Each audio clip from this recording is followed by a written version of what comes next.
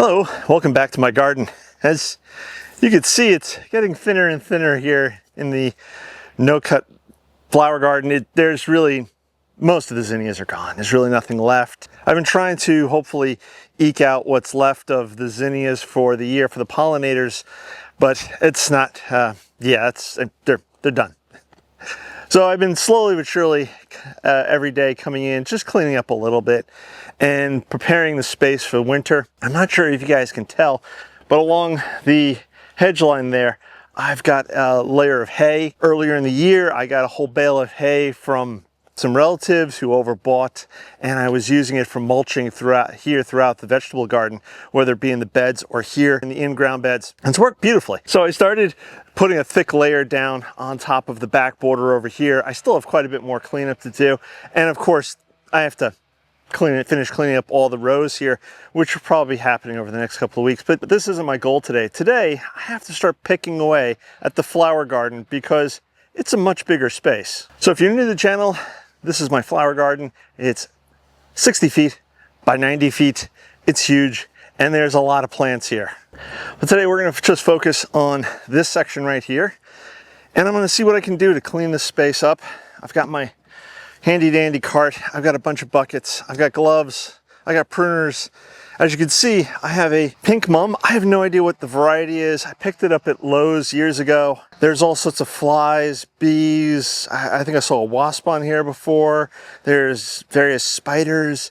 It's a wildlife magnet right now. It's really awesome. So we're not going to bother this today, but there are a lot of plants all around it that need to be either pruned, pulled. I see a huge clump of grass back here, or trimmed back. So that's what we're going to be doing today. Just picking off this one little section and seeing what we can do to A, make it look better, and B, prepared for the winter. First thing we're gonna do is put on gloves. Yesterday I was out here working. What was I doing? I was doing something here in the garden. I can't remember what it was. Either way, I got lit up by some fire ants. Now, thankfully I was wearing gloves, but they got me all around my wrists, which was unpleasant. This is a Montauk Daisy, for those of you not in the know, and well, you can see it's pretty much done flowering. I could let this all go to seed, but Montauk Daisies are funny for me. They don't do well here in this garden. This plant here has been here for almost 3 years now, and surprisingly it's doing a-okay, but I've planted many other Montauk Daisies and they just have not performed well. So I'm gonna let this one Montauk Daisy go as long as it will live, survive, thrive, and then when it's gone, it's gone. I don't think I'm ever gonna add a Montauk Daisy back to this garden again. Either way, let's just give this a quick deadhead and clean it up.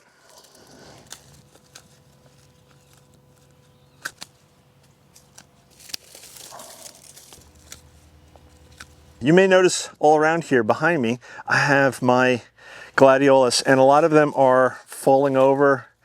The leaves, the stems are done. So we're gonna do a quick cleanup of that now.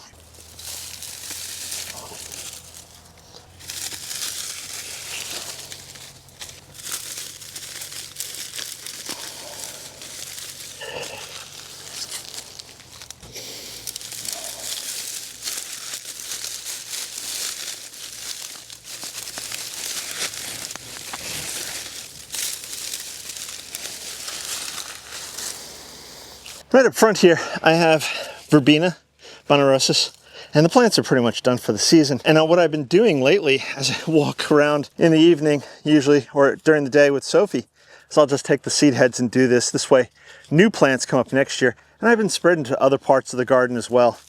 I'm gonna try to leave them alone for now, and I'll come back at a later point and finish pulling them up or cutting them back for the year. Another weed I have is Virginia Creeper. And it's not that bad. It's a little annoying, and it gets, of course, into the flower beds, and then you don't see it until it's too late. This right here is my Canofia, Red Hot Poker. And I'm gonna pretty much leave this as is until the springtime. Small little animals, insects, etc. can go hide inside and do whatever they do over the course of the winter, hibernate, etc. Frogs, I have lots of frogs and toads, they can hide there as well. But in the springtime, I think I'm gonna cut it back hard and then let it reflush. That's most of the gladiolus over here cleared out. As I just mentioned a second ago, the red hot pokers here I will trim back in the springtime, but I'll let them stay like this. I believe they're evergreen, I think. I'm not sure, I can't remember off the top of my head. If you guys know, leave those comments below. But I will leave this until the springtime, and then I'll shear it back hard to let it reflush for the year. But there are some flower stems here that I want to cut back, just because they're going to go brown. Here's my other clump of gladiolus in this bed, and you can see how it's just spilling over, falling over, so it's time to start pulling it up.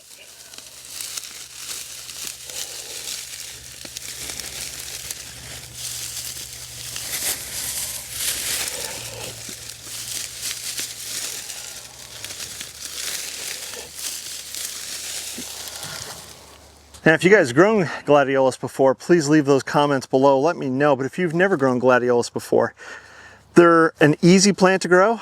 At the end of the season, the leaves themselves detach from the corm that's down in the ground, and you get this. So you can just pull that right out. Now, here's one. If I tug on it a little bit, it's green. It's not going anywhere. If I really yanked on it, I pull up the whole corm. But I don't want to do that because I want to leave the corm in place so it reflushes for next year. It is a perennial plant. It propagates new babies from underneath. If you plant one corm, in a couple of years, you'll probably have 6 new plants, and so on and so forth. They don't spread that rapidly, at least in my observations. The clumps will get fairly dense. In fact, this year I've already attacked some of my gladiolus clumps, pulled up some corms, and I'm going to be replanting the corms in another part of the garden probably in the next week or so. Maybe I'll actually do a video on that. So if you guys haven't subscribed, please subscribe, click that bell icon to be notified when I do post a new video. And this way you can follow along with whatever I'm doing, whether it's planting corms or something else that maybe a slight interest or is going on here and around the garden. Let me quit yapping and keep pulling.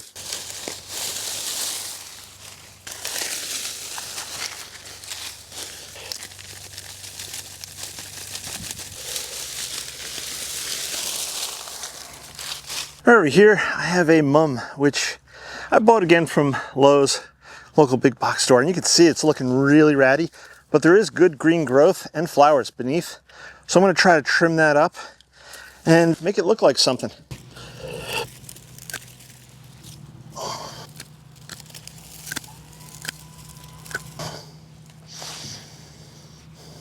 Now this white mum over here, it is putting out flowers, but again, it's looking a little on the ratty side. So I think I'm also going to give it a bit of a haircut because I see fresh green growth underneath.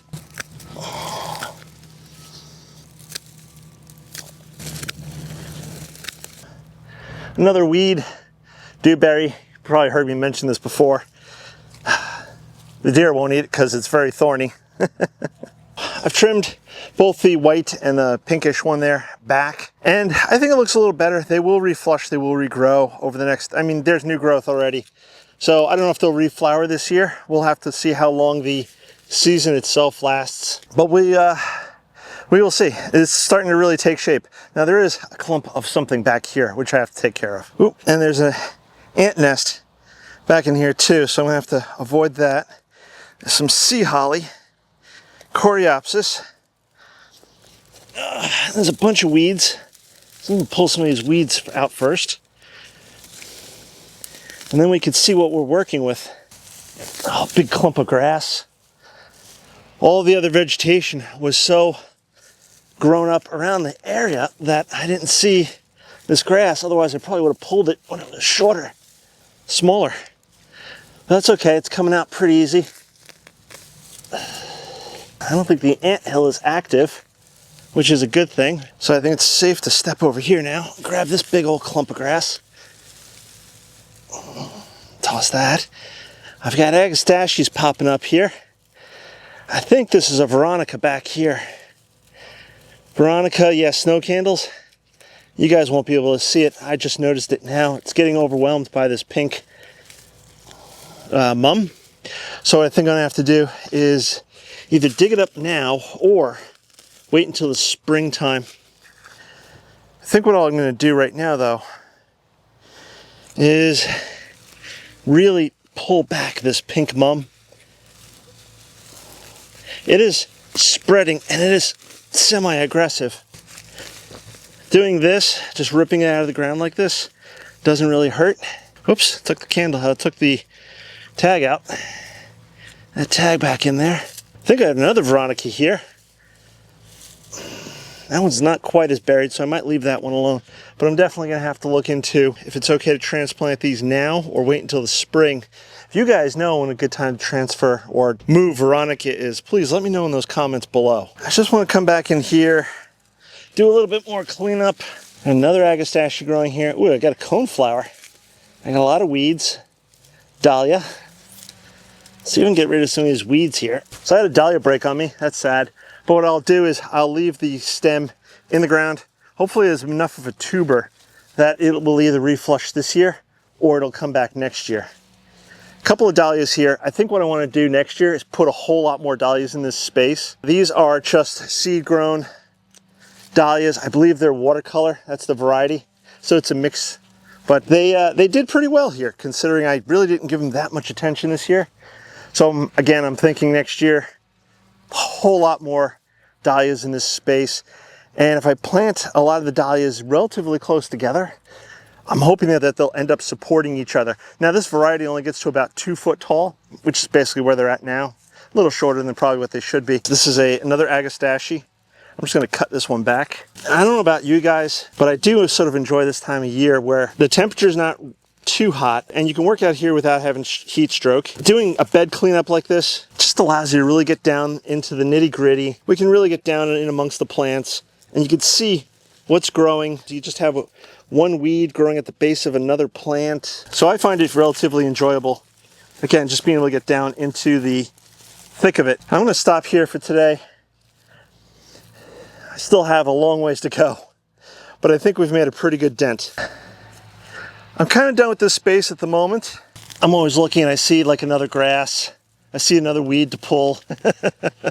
I'll definitely be coming back into this space over the next few weeks as some of these plants continue to die back. The gladiolus here, as they continue to go, I'll come back, pull them, but now it won't be so overwhelming with a huge clump of dead leaves versus a smaller clump of leaves here. The Agastache, a lot of it's going to seed. Those seeds are spreading throughout the space. I'm okay with that. Here's another weed. I think this is a grass. So it's nice to get in there and look at what you got.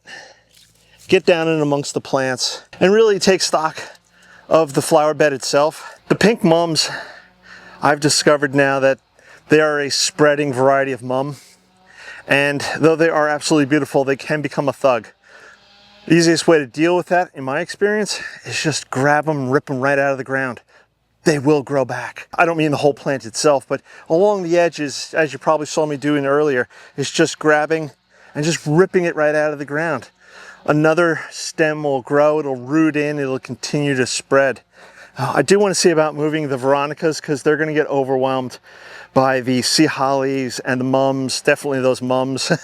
I will come back over the next, like I said, next week or two and take care of those verbenas. Doesn't all have to be done in one day. Oh, experienced gardeners, I'm sure you know this. Maybe you do it all in one day. Maybe you're getting of older age and you just can't do it all in one day. That's okay. Do a little at a time, pick away at it.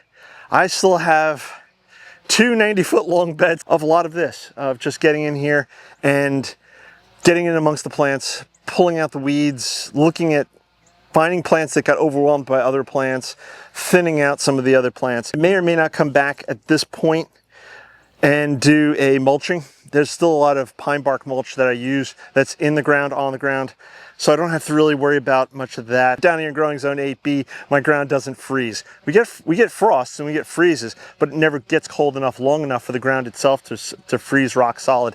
So for the most part, I don't have to worry about heavily mulching or protecting many plants during the winter time. There are a few like dahlias and a salvia that I have, Salvia Amistad. I'm going to talk about that one when we go clean out that section of the bed some later point. But this is it. You just do a little at a time, pick away at it. Before you know it, you've accomplished quite a bit.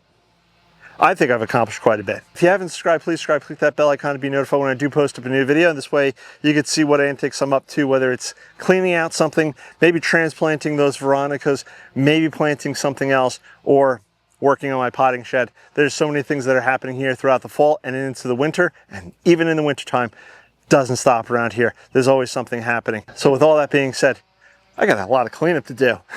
Thanks for watching. I'm gonna catch you on the next one.